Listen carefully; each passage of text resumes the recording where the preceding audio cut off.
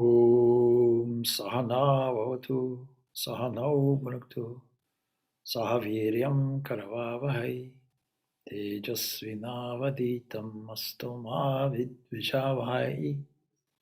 Om Shanti Shanti Shanti.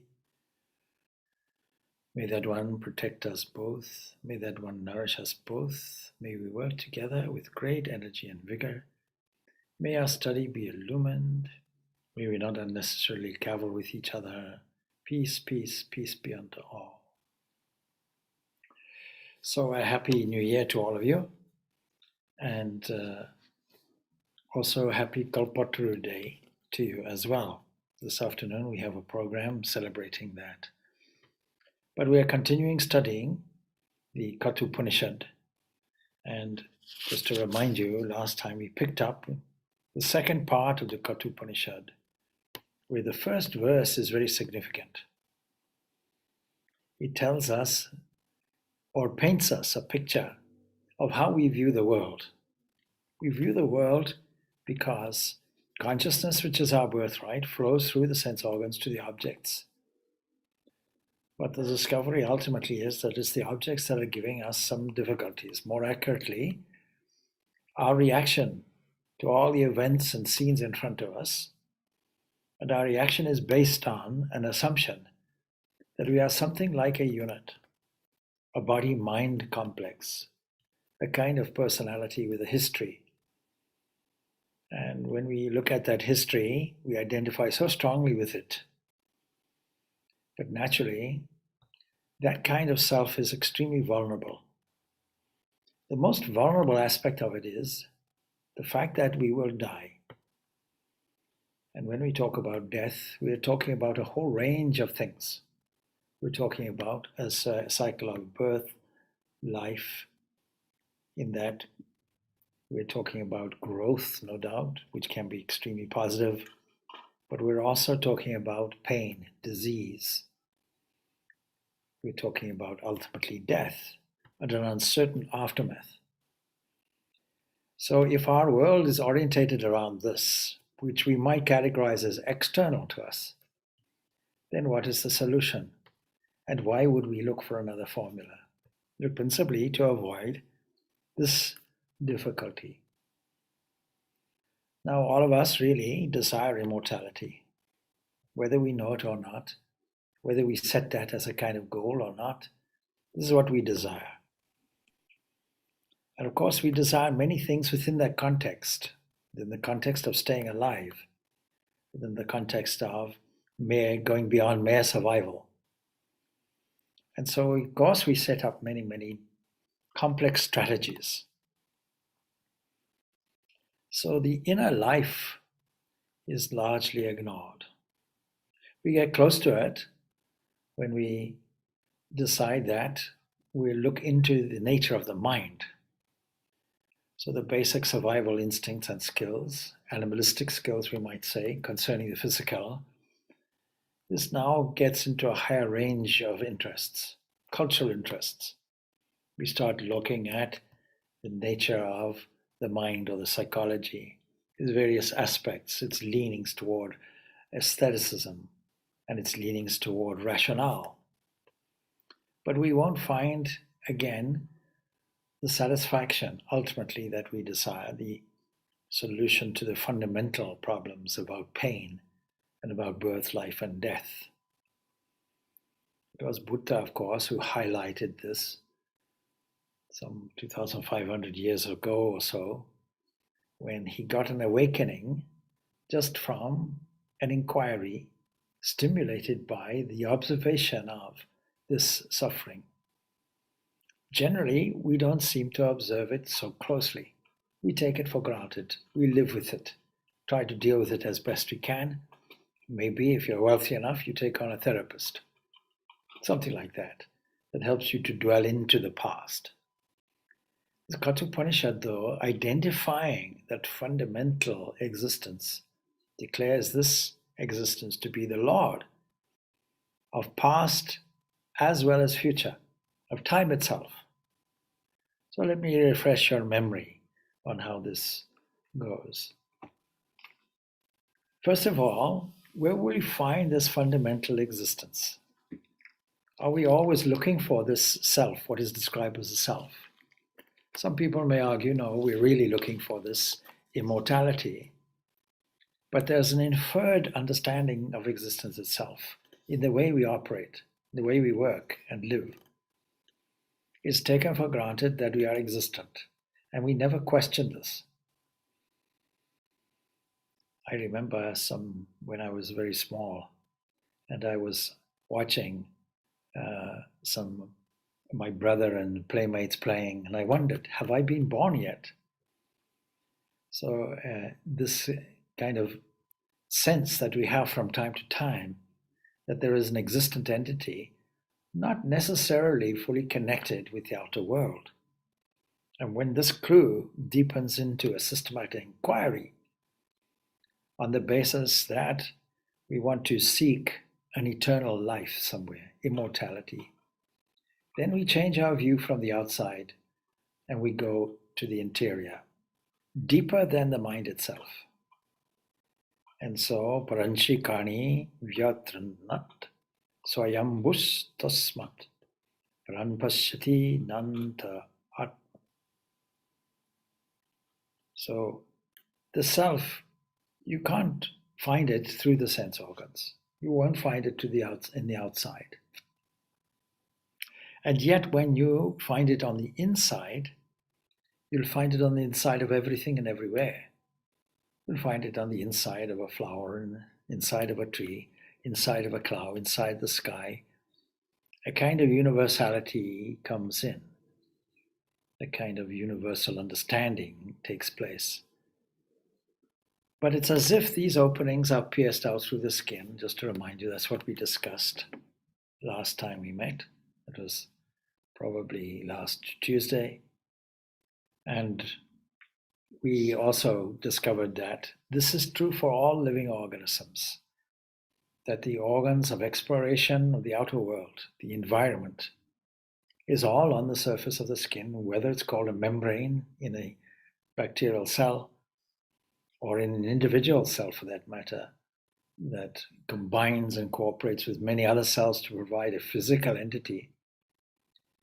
It is all on the external skin. And so, what is this immortal self that we're looking for?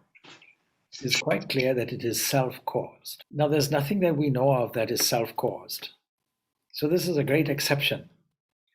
And then we come really to some theological arguments, such as Thomas Aquinas, that declares actually when you go back through a lineage of causality, there must come a time where you'll find a self-caused thing. Otherwise, you have an ad infinitum problem. You have to go back and go back and go back, and there's no end to it.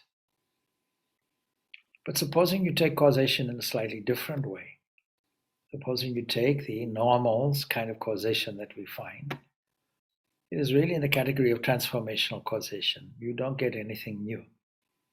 You burn something, wood in a fire.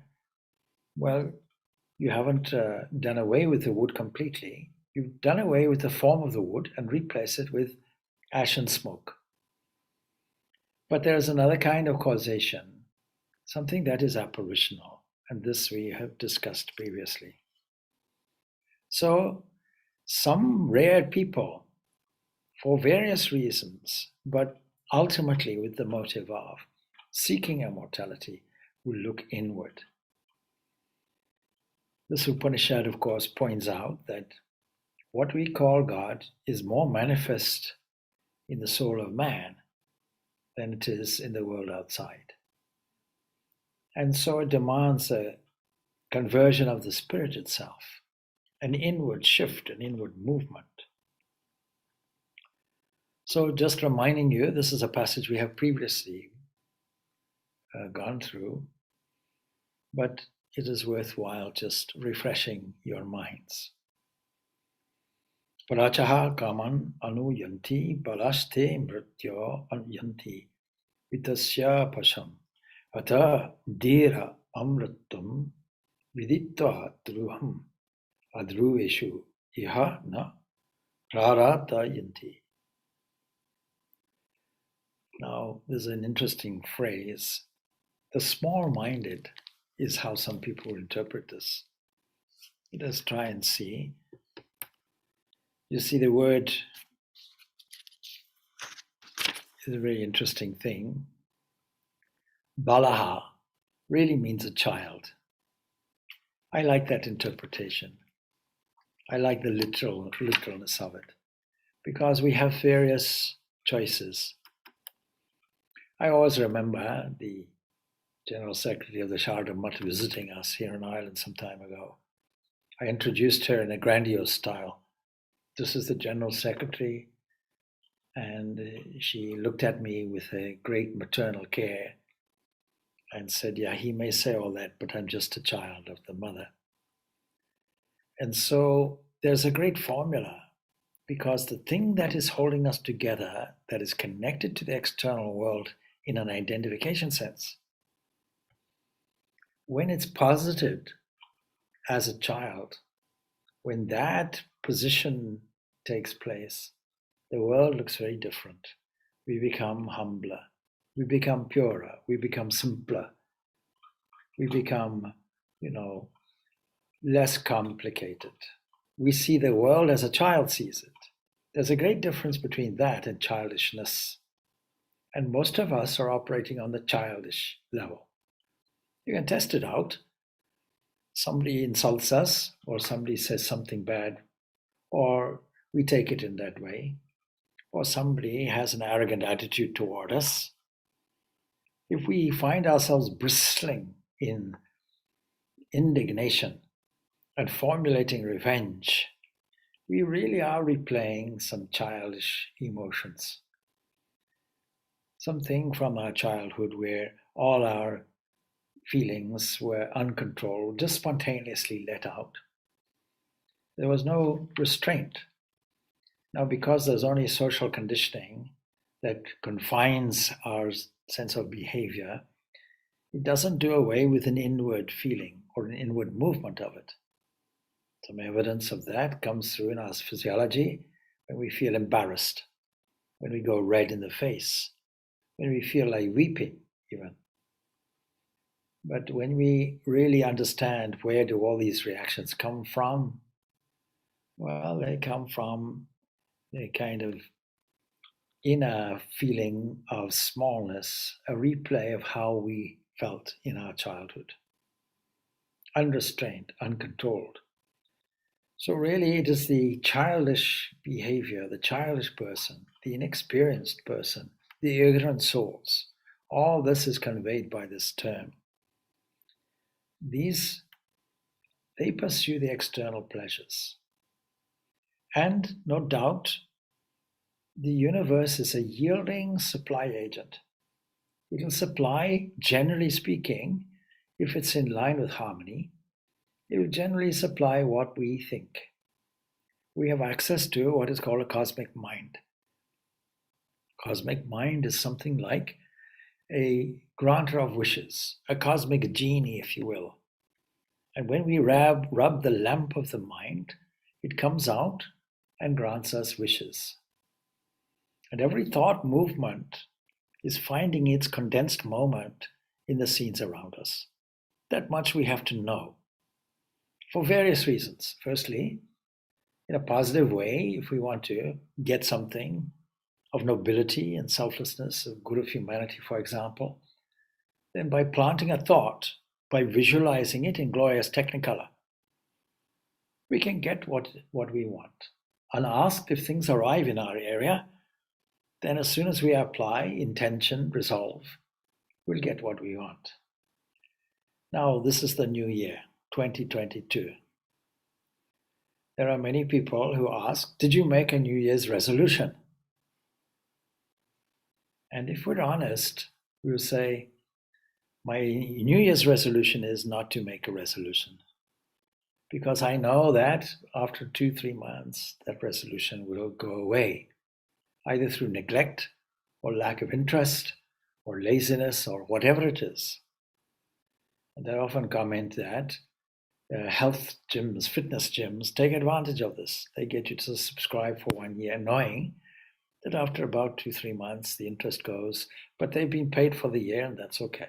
That's how they keep their business viable. But supposing we have sufficient conviction, supposing we eat, drink, and sleep whatever we want, supposing nothing is there to neutralize, eliminate, or make our original intention and resolve disappear, what will happen? So the difference really between an uncontrolled mind and one which is systematically directed is one has a resolution, a basic resolution that they stick to, a kind of determined way of thinking and a dedication. Now, supposing we did this in terms of understanding this immortal dimension of us, this would be yielded for us. Supposing we have a childish kind of desire, we'll yield that also, but we have to live with the consequences as well. And so, if we're orientated toward the outside and the external pleasures, then we fall into a kind of a trap. The language of this is they get entangled, entrapped. And what will they get trapped in? Well, we can see that the world is fraught with a number of unsuspecting traps, and we have to be alert enough to avoid them. But the real overall generality of this trap would be called the snare, the widespread snare of what we might call death. By death is signified all the changes in life, all the things that change. It includes birth, it includes death and disease, old age, and all the things, for example, that Buddha saw. But of course, he also saw a transformed entity. He saw somebody who decided that he would turn that round and start looking inwards. That was the final inspiration that he got. The wise, they don't desire anything in the world outside, because having known what it is in reality, the thing that is ephemeral, then they realize that eternal immortality is there in the midst of all the non-eternal entities, and that realization drives them on to higher things. The discriminating people, having known what true immortality is in the midst of all these impermanent things, they don't pray or ask for anything here. Lord, give me this, Lord, give me that. Of course, they might pray for something that is worthwhile, a greater treasure, something that facilitates this quest for immortality. And so, if we look at what the Bhagavad Gita, this Upanishad will say, it encourages us to steer away from unintelligence. That is, a non-discriminating mind. That's the first thing. We have to have the resolve to do that in the first place. Having understood the nature of things, we then make an effort to change it. We don't have to do it as an arduous thing. In the beginning, it looks like that. It's very difficult to change a habit. It's not the easiest thing. That's not to say it cannot be an enjoyable process or occupation. It just depends how we view it. If we are thinking that this world is something like a movie, we came in the middle of it. We're not going to stay to the end. And we have no model to use for how it began. Just stuck in the middle, trying to figure out what is the plot. And there's nobody there to ask. Having gotten hold of some resources, scripture, teacher, we can maybe pick up some clues. But we ourselves have to apply our own intelligence to find out what is the truth behind everything. So after doing that, a question arises. How is that known? What? By realizing which these people who are more enlightened intelligence, whose face shine with the knowledge and truth, and don't pray for anything else. How is it to be known? Well, the next passage will give it. Next passage will tell us.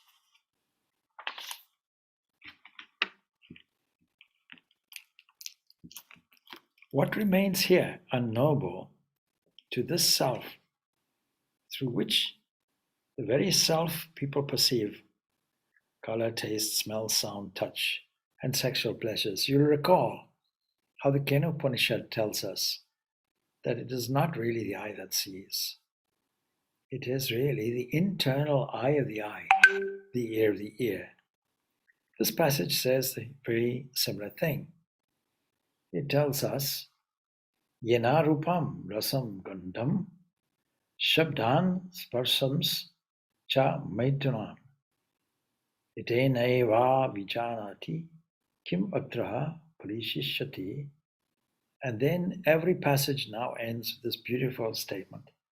Itadvaitat. This is that. Truly, this is that. So it's that by which one perceives all these things. And it goes through all the sense objects and the senses that correspond to it. We see things in terms of color and form and shape. Things within the spatial are spatial awareness. How is it that we see? How is it that we are able to stick our tongue out and taste something, or smell something with the nose, or hear something with the ears? And touches of love, the precious on the skin. By that alone, one perceives. It's not the eyes that perceive, not the ears that do it. It is only that one which is inside. So what is there that remains unknown to it?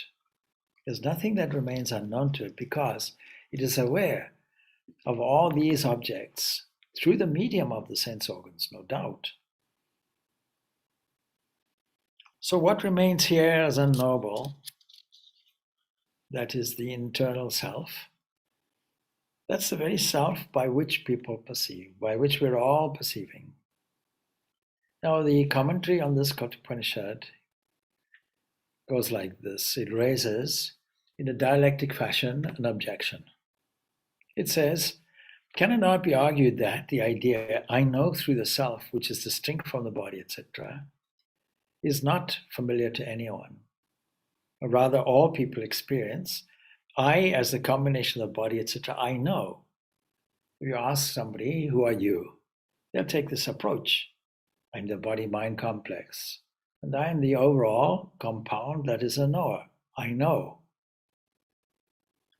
And that comprises all of these organs, eyes, ears, etc. So the answer goes like this. No, it's not so. Since the aggregate of body, etc., is substantially indistinguishable from unknowable objects like sound, etc. You see, what comprises the organs is the same thing that the objects are made from. All that is there in the body is just an aggregate of things which are organic, food. Supposing I'm hungry and I decide to apply my taste buds to something that I eat, well, we don't normally think about it, but whatever we put into the mouth and taste ends up as the physical body. It gets a transformation. Cabbage that you put in the mouth is no longer cabbage. It becomes hair and nails and bone and hands and feet and so on, all the various multiple billions and billions cells in the body, all having different functions. What a wonderful transformation. That alone will give you a feeling, of course, of elation and thankfulness. It's worth cultivating. Who digests your food is a common question I ask people. You don't think you do it yourself? You don't eat some food and then follow it up with a spoon and give the stomach a stir? I don't think so. So if the aggregate of the body, etc., aggregate means various parts joined together, though constituted by all these things, color, etc., can perceive color, then the external color may as well know each other as also their own individual feature, and that doesn't happen. A rock doesn't know itself as a rock. But this doesn't tally, of course, with the facts that the objects don't generally know themselves.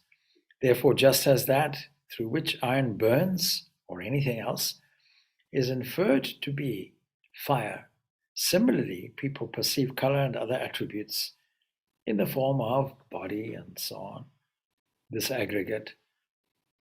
Through this only, through the self which is consciousness by nature. It is the consciousness itself. And so, kim what atra in this world, parishati remains, which is unknowable to the self. Nothing remains. Everything can certainly be known through this entity, the self. And the self cannot be known since it's a knower. That has to be added. So now thinking that this self, and when we say self, you'll see in all the texts, capital S is applied, this Atman, this self-caused entity. That being subtle, of course, is very difficult to know. That's why it's difficult. That's why we don't casually or spontaneously know it. But we know it's there because we say I, and because we know we are existent. So it's difficult to know, yes, we admit that, because you cannot see it as an object. And so this is stated. It's stated actually over and over again so that we catch it. Yes, we agree. Difficult to know. That doesn't mean to say it's non-existent. In fact, if we apply this kind of logic and analysis, it is the only sure thing that is there. And having realized that great and all-pervading self, lest you think that this is an entity sat in a cage or trapped, if you like. When you say the self is within, we can't think of it in a literal physical self.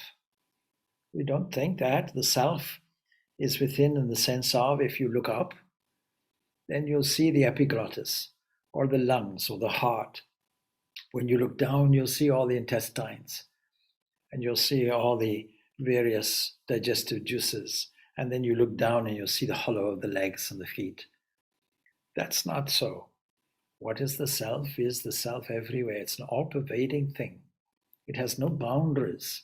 If it had boundaries, it would be just another object. So it is immortal. It is an infinite invisible.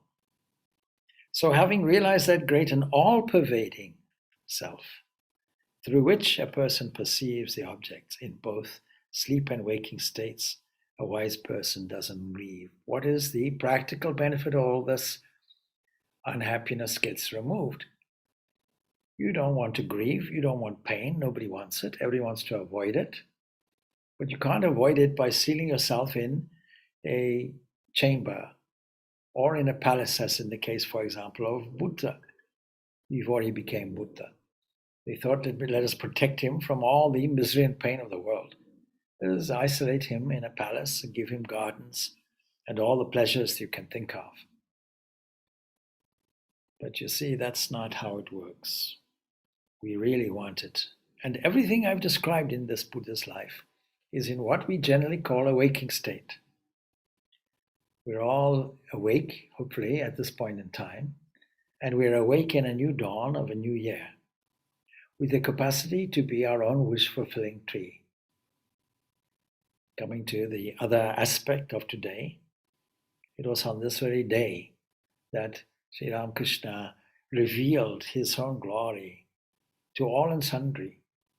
We'll be talking about that more this afternoon. But what is the relevance in this context? In this context, the things that we desire will be generally petty things, things concerned with our own entrapment. Something like a childish whim. But that is not what we mean by wish-fulfilling tree, in the sense that Ramakrishna, for example, dispenses his grace everywhere without fear or favor to everyone. Transformation brought about by a look, by a touch, by a presence. Because this is not concerned with this petty wish fulfilling. In this sense, it may be wrongly named that this event is a kalpataru, a wish-fulfilling tree. It is only wish-fulfilling in the context of this subject of immortality, the subject of spiritual transformation, not material transformation.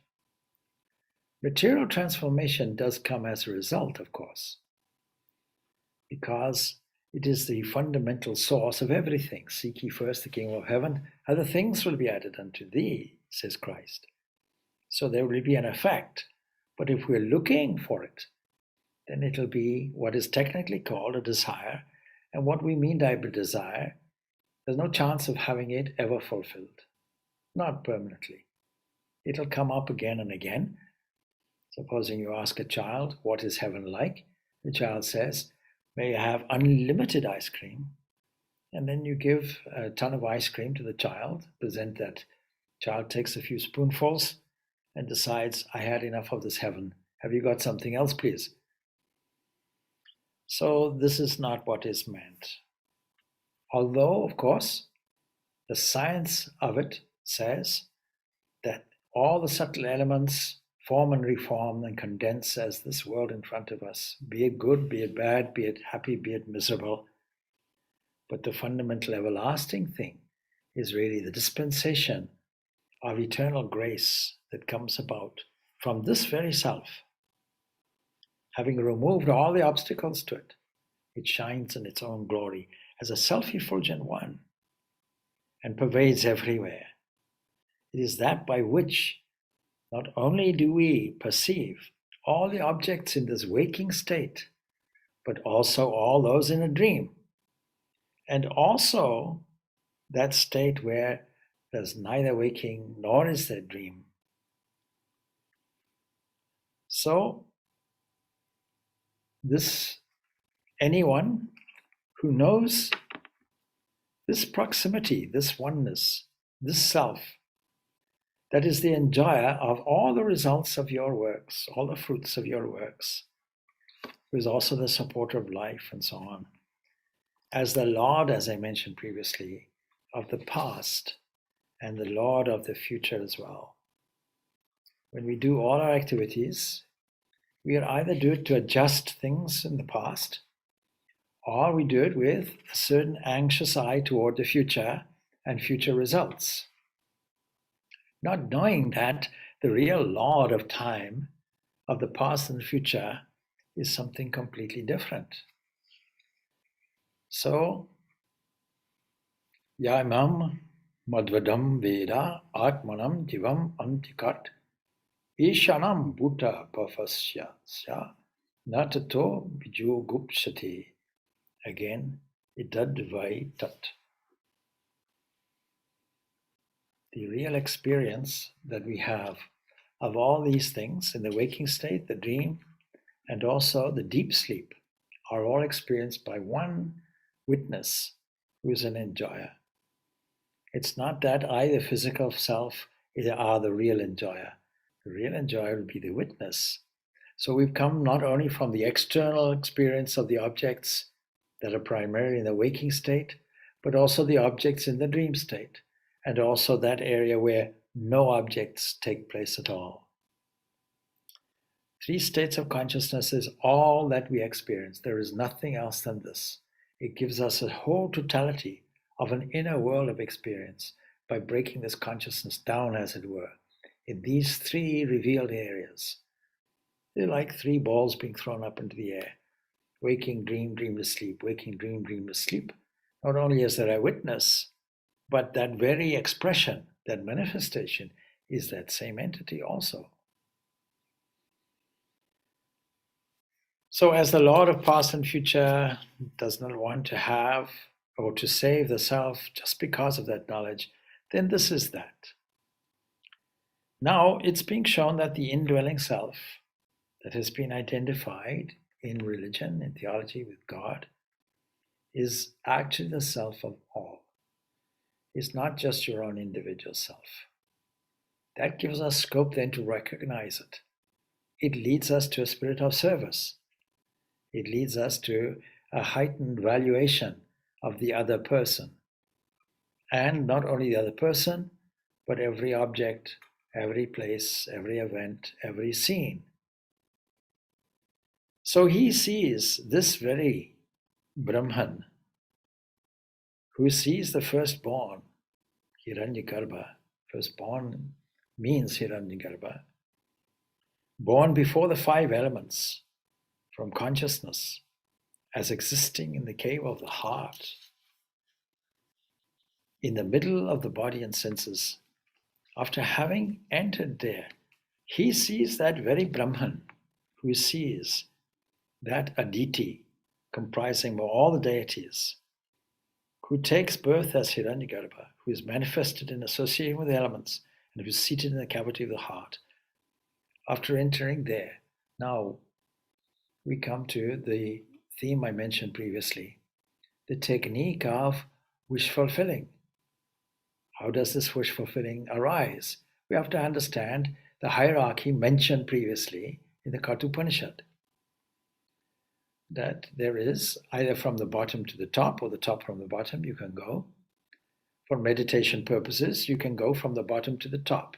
The most crude, all these aggregates of body and mind and so on, and find out how are they comprised. Well, they're comprised from very subtle elements. These subtle elements are extremely important because if you understand that, if you understand their combination and recombination and where they come from, then all your ignorance goes away according to the Vakra Samhita, the remarkable statement. Once you see through the wave-like structure of the universe, then really your attachment to those waves or your recognition of these waves becomes changed.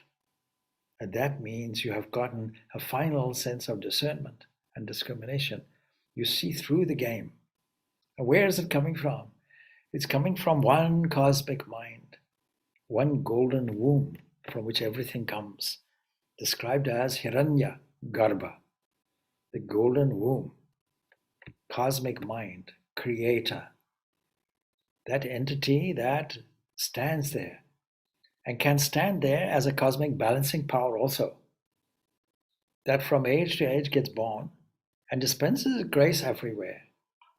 That's the relevance of today's Kalpatru Day. That is that Ramakrishna reveals himself to all and sundry, and instead of shying away from being touched, touches all indiscriminately and transforms the grace, giving maybe just a small taste, a small ray of light from an eternal light, standing there in cosmic mind. The nature of incarnations is that when they say I, they're standing in the cosmic mind, not the historical person. Theology, of course, gets this probably wrong and makes some kind of exclusivist theology from it. And unfortunately, against the principle of love, combats all other positions, saying, I alone are right. But this cosmic mind is universal, and it's a dispenser, because from it comes all the arrangement of all these waves and oscillations that we call tanmatras. This, of course, is called, this word devas and deities, not to be taken in a polytheistic sense. Deities means these shining ones, these ones that shimmer, combine and recombine, and manifest or condense as the world of the waking state. Also as the dream. There's a connection between all these three states of consciousness and this. So, what will we see? We'll see this ultimate principle, which is always described as Brahman, who sees the firstborn of this, the cosmic mind, the creator. We don't deny that there is a God. There is a God, there's a creator God. And that comes also from an unmanifest.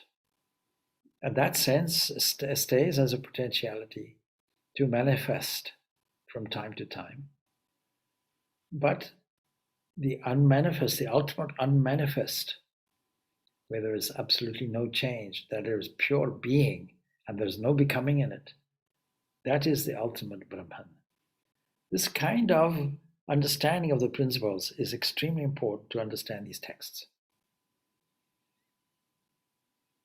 So beyond this cosmic mind will come what is described as, in various terms, as Ishvara, that is God, if you will, or Prakriti, nature. See, when a man like Spinoza declares that actually God is nature, it's not pantheistic, it's panentheistic, because it's also the inference that there's a transcendent component there. And people only take one section and say, oh, there's a heretical statement that nature is God. Yes, but you have to understand, it's within a set of hierarchical principles. And beyond that is what Meister Eckhart calls Godhead. And Meister Eckhart also gets accused of being some kind of pantheist, saying nature alone is responsible for anything. No, that's not the case. And from there, the 5 elements are born. These 5 tanmatras are born. It's very important that we understand these principles. So, ya purvam tapaso jatam abhyaya purvam ajayata guham pravishyam titishtam yo bhuti bhye vyabhyapashata etat vetat. He was born of old from tapas, austerity, was born from cosmic waters, mythologically speaking, that sense of potentiality stands having entered the secret place. Where? The secret place of the heart. All of these passages are highly meditative. So the meditation value is coming out now, that it is there in the heart and looked forth through beings. This is that. So the text is referring, as I said, to this cosmic mind, Hiranyagarbha. There's no suggestion here, of course, of the unreality of the cosmic evolution. Can't dismiss it as a mere illusion. When you use this term Maya, for example, there's a great mistake in translating it as illusion. No illusion there. It's acknowledgement that there is a cosmic evolution. Seemingly, we have to add. When people say to believe in evolution, if a devil enters me, I say with a twinkle in my eye, well, I'm not sure if I can believe in evolution if I believe in totality. And then you'll have to come back to my example of a professor putting a cone in the water and frogs who are dimensionally deficient trying to make some sense of it. And so at Bhyaha, the waters they're referring to as this mula prakriti, this root nature, or the aspect of the Supreme Spirit that remains when the light of the Purusha is withdrawn into itself, is the Supreme Spirit. All right.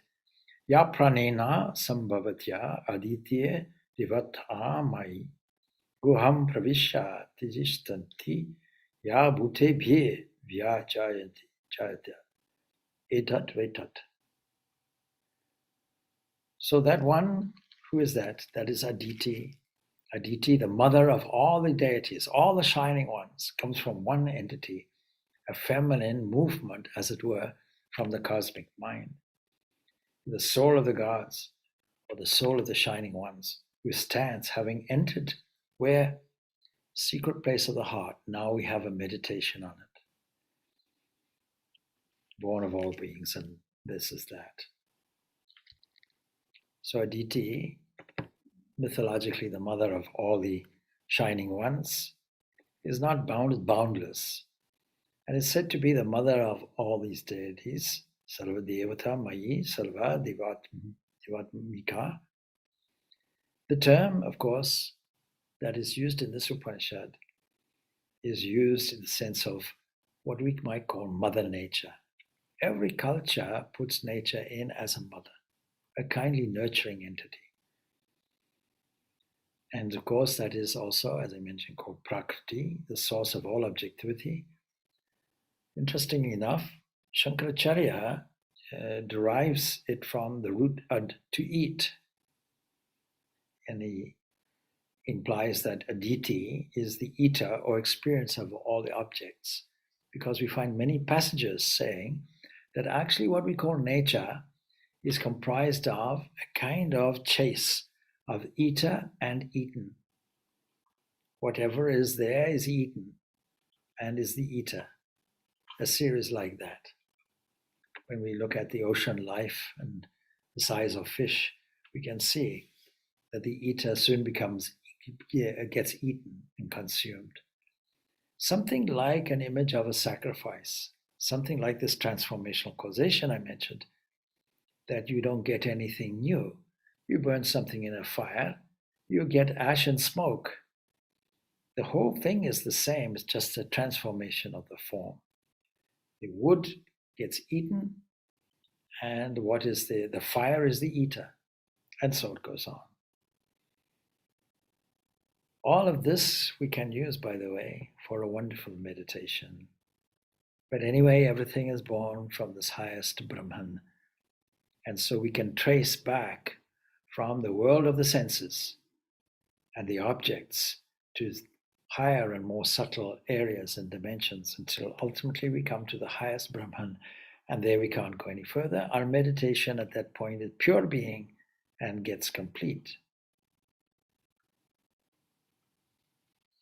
Now, Aranyo Nihito Jata Veda Garbha Iva Suprato Garbhini Bihi Devi Tiva Adyo Jagrad Bhe Havismadvye Manusya Pier Agnihi.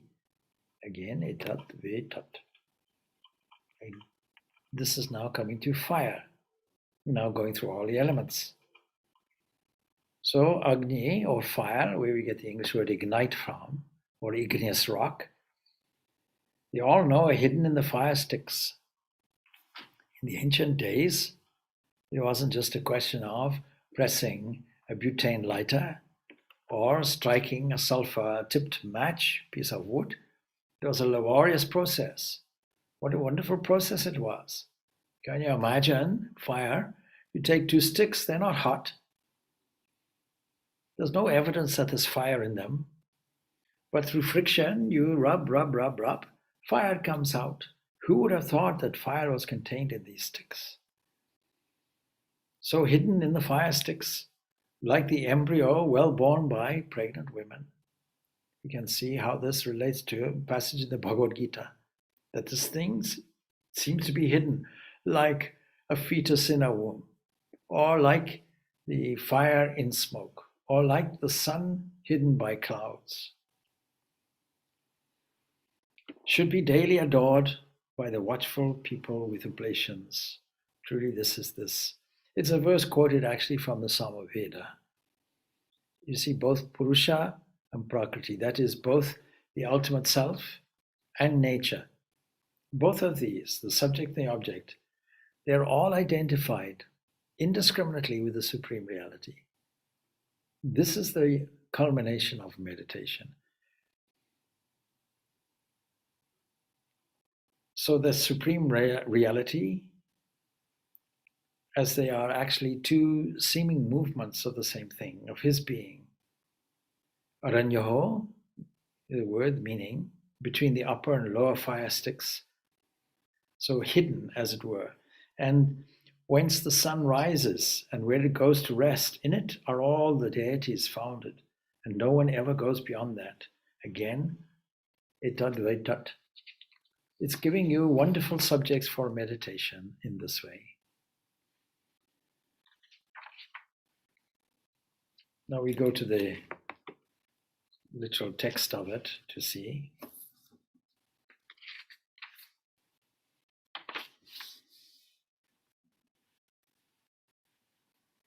See, in the Vedic Sacrifices, we have to understand fire is to be ignited with these two wooden sticks. This is the reference.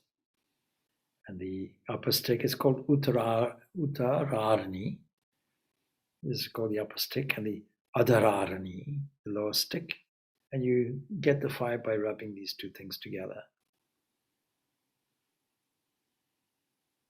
So from the fire to the sun is the meditation. So that from which the sun rises into which it merges again. In that are all the shining ones, all the elements that are not different from cosmic mind, not different from pure being. And again, this is that. You see, these Upanishads are not just telling us principles. They're teaching us guiding values also. But they're also teaching us meditations. And whatever is here, that is there. Whatever is there, that is here. And he who sees here as different meets with death. When we look out in the world, don't think that is different. Think of it as something like fragmented God, because that's the truth of it. Fragmented through the mind. It is the mind that acts as a fragmenter. The discriminating person will understand and know this, that by mind alone, this is to be realized, since our problem is a psychological one. And then there's no difference here. From death to death he goes, who sees as if there is a difference here. When we start seeing a unity of existence and a connectedness with new eyes, with a fresh mind, with a sense of delight, then we get everything. Everything comes from us. Untitled Chapter, this is that. Then it goes on in the meditative way that the Purusha of the size of a thumb, this self which is self-caused, is it the size of a thumb? No. We're giving you some clues to meditation, please. Think of it as the size of a thumb. It dwells within the body, more specifically in the heart. He is the Lord of what? The past and the future is brought up again. The Lord of all of time. Taking the mind away from the past, away from the future, and say, no, there's one Lord. Lorded over all of that time. We can merge all these events into one thing. And when we understand that, what happens?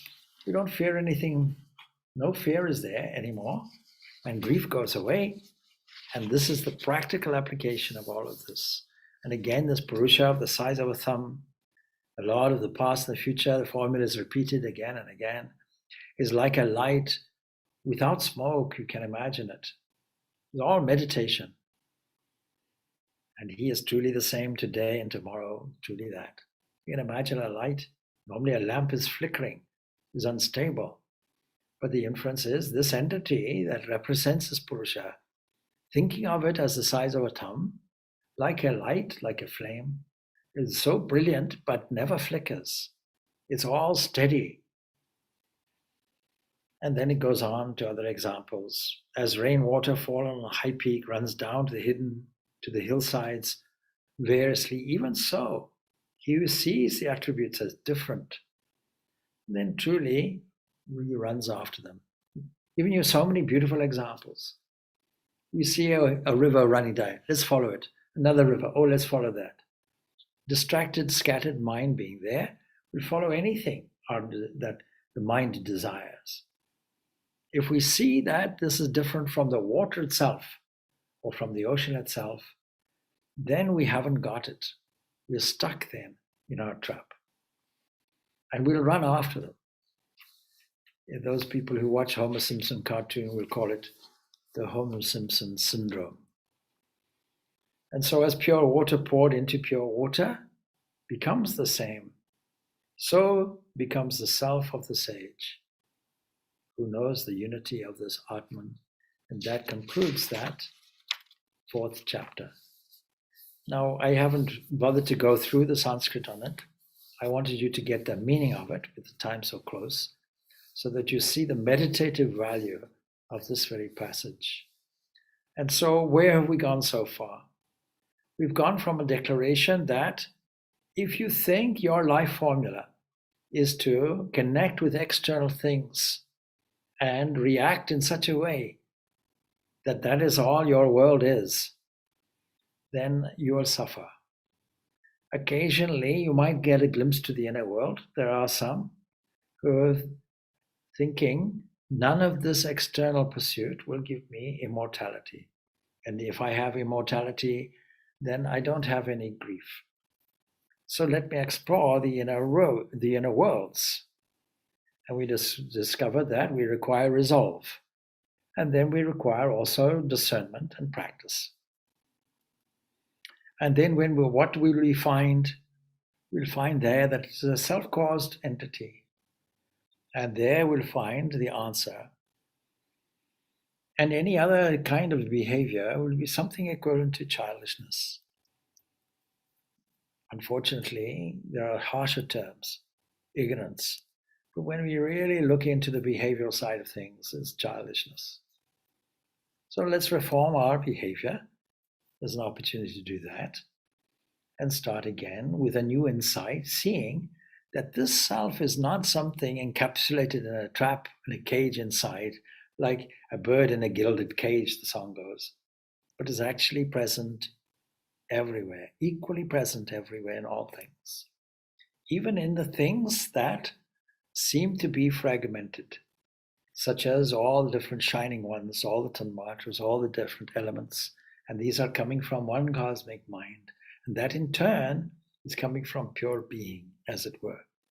It is the Lord of the past, it is the Lord of the future, and the person who knows this will not suffer from any form of anxiety or difficulty or pain. And as long as we see this fragmentation out of context, we will always be in a quandary about the meaning of life, and we will always suffer from it. And then there's the pure meditative side. How can we apply this in a meditation? Wow, beautiful. Understand that all these elements all come from one cosmic mind, and we can imagine in the very center of our own heart this shining entity of the size of a thumb. And when we catch that and see how that dissolves all the apparently dividedness in our experience, then an elevation of spirit takes place, and we know this unity that we call the internal self, or Atman. Next time we explore this, next Saturday, we'll now go in greater detail, but I've given you a great overview of this, and then we can launch into the 5th chapter of the Katha Upanishad. So have a very nice, beautiful and blessed New Year's Day, and I hope to meet you to explore this divine grace dispensed on the Skalpatru day, way back on the 1st of January in 1886. Om Shanti Shanti Shanti. Peace, peace, peace be unto all.